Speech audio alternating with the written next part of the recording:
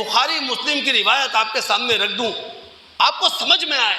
جو 3 قرآنی اصطلاحات میں نے آپ کے سامنے رکھی ہیں، یہ کتنی طاقتور ہیں. صدقہ، خیرات، انفاق.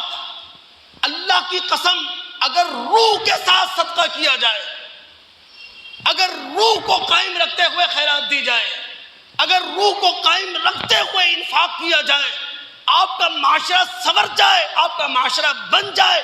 اتنی طاقتور چیز ہے. آپ کی منڈیاں آباد ہو جائیں، آپ کے بازار گرم ہو جائیں، آپ کی بے روزگاری ختم ہو جائے، لوگوں کی قوت خرید بڑھ جائے، اور جو پیشہ ور گداگری ہے یہ بھی زمین بوس ہو جائے.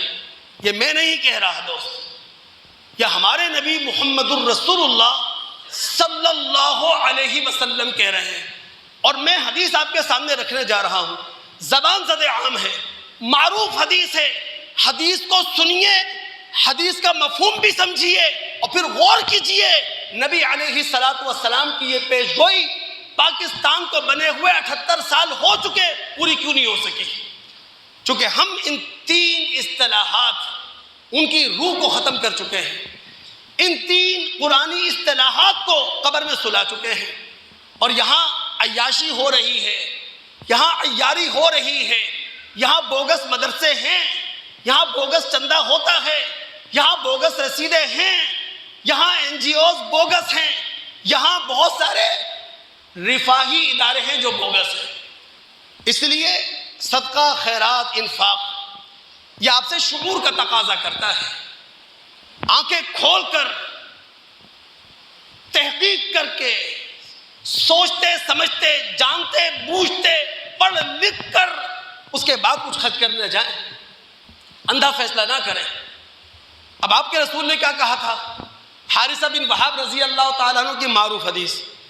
اللہ کے رسول نے کہا تصدقوا، لوگوں صدقہ دو، لوگوں خیرات دو، لوگوں زائد ضرورت مال کو معاشرے کی فلاح و بہبود میں لوٹا دو. رسول رزلٹ کیا آئے گا؟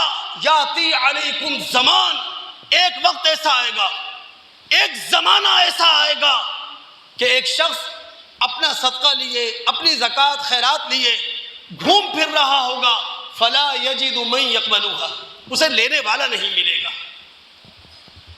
جسے صدقہ پیش کیا جائے گا وہ کہے گا لو جیت بہا بالامس، گزشتہ کل آ جاتے، میری ضرورت تھی میں لے لیتا، لیکن آج مجھے اس کی کوئی ضرورت نہیں ہے. یہ الفاظ کس کے ہیں؟ یہ پیشن گوئی کس کی ہے؟ یہ نتیجہ کس نے بیان کیا؟ ہمارے رسول محمد الرسول صلی اللہ علیہ وسلم نے. میں صرف توجہ دلا رہا ہوں، کھربوں روپیہ صدقہ خیرات زکوٰۃ کے نام پر پاکستان میں خرچ ہو رہا ہے، رزلٹ اس لیے نہیں آ رہا. آنکھیں بند کر کے سیلانی کا دسترخوان زندہ رکھا ہوا ہے، ہم نے لنگر خانے ہم نے آباد کر رکھے ہیں ماشاءاللہ، کالے بکروں کا جال ہم پر بچھا دیا گیا ہے. اپنے گھر میں ہمیں ضرورت مند نظر نہیں آ رہا، اپنے خاندان میں، اپنے قوم میں، اپنے قبیلے میں نظر نہیں آ رہا.